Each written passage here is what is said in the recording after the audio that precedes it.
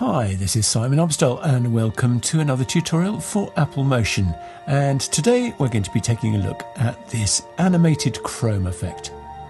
So pretty simple to do, looks quite nice I think, and lots of options for customizing it. So I think you're going to like it. Let's get going.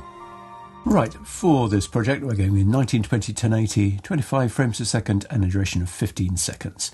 And because there's nothing worse than watching me type, I'm just going to bring in this pre-prepared text here. Looks like that. It's got a little bit of a ramp on the Z position. I'm using Times New Roman. You can use whatever you want, but I think a serif font looks particularly nice with this effect. So what I'm next going to do is to make a clone of that group there. And then I'm going to duplicate that group that I've just made. So this bottom group I'm going to call base, and the top group I'm going to call chrome. And let's turn off our original group here. Just want to point out that anything that we put into this original group will get chromed. So it can be text, it can be shapes, it can be whatever, and the overall effect will work. So the first thing I want to do is just do a little bit of tweak to this clone layer here, come into color and levels, and then I just want to reduce its brightness like that. Turn back on the chrome layer, and then I'm going to put this clone here into a group of its own. So I'm going to make a new group in there, drop that clone into there. So then what I want to do is to add some filters to this main clone group. So first of all, I'm going to add a blur, Gaussian blur. I'm going to set the value to 32. Then I'm going to come to filters and stylize and color emboss. And what we're going to do here is set that relief value to 10. So this is looking pretty dreadful. But then we are going to come to color and we're going to choose threshold. And we want to set the threshold to 1 and the smoothness to 0.3. And that's certainly an improvement. What we also need to do is we need to add an image mask to this chrome group. And we need to take our original group, this one here with our text in it, source text, and drop that into the image mask like that. And if I enable and disable that, you can see we're just tidying that up so everything is contained within the original outline. So then I'm going to add a color and levels, and I just want to crunch the blacks in a little bit like that so we get a slightly more pronounced effect. So this is the basic effect before we start talking about color and animation and so on. And I just want to point out that the values of the Gaussian blur and the relief can be adjusted to taste depending on the font you're using, the look you want to go for, and so on. And we also noticed that we can get a different sort of feel with this levels control here, depending on how much we crunch the black, or we could even, punch up the whites or whatever. So that levels is actually quite a useful extra control. So between those three, we can get a variety of basic looks. So let's now talk about animation. So you'll probably notice that the color emboss has a direction control like that, where we can rotate the light around the bevel. And that's where it starts to get pretty interesting.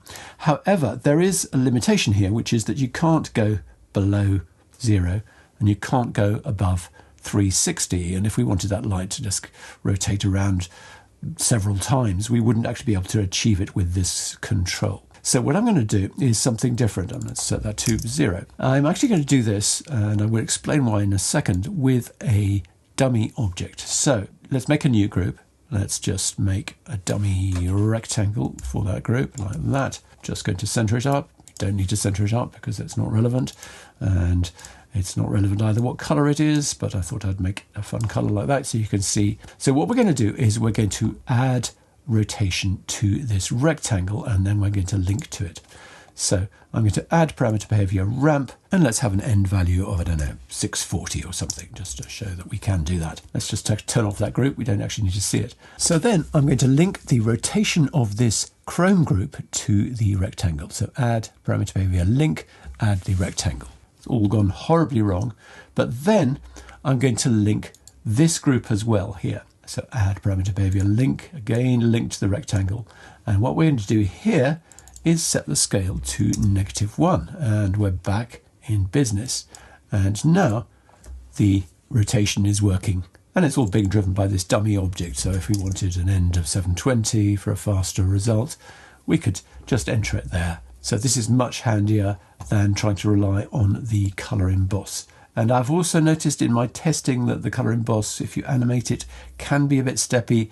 I don't know under what circumstances, but this technique here is much more reliable. And the reason I'm not linking these two rotations to each other, and I'm linking it directly to this rectangle, is that trying to link those two rotations to each other would result in a link that breaks, because the Motion XML would see them as recursive, I think. So anyway, that's our animation sorted. Let's now talk about colour. So you remember we added this levels control to our base layer. So that's our base colour there. And if we wanted that to be even darker, we could do that, depending on the feel we want to go with. But I'm actually going to add some actual colour into this. And I'm going to do that with colour and colorize. And actually, I might just stick with that default. And that's actually already looking quite good. And you can see how that's just adjusting that base colour, because our Chrome layer has areas of transparency, as you can see if I toggle it on and off like that. We're actually seeing through to our base layer and hence that colour. But another thing I want to do is to experiment with the blend mode of this Chrome group. So one of the options that looks really nice is overlay. And what that does is allow us to see a lot more of the underlying colour while still keeping that shininess. And another is hard light, and we're keeping more of the highlights of the Chrome. And on the run, that does look super slick and glossy. So let's stick with that.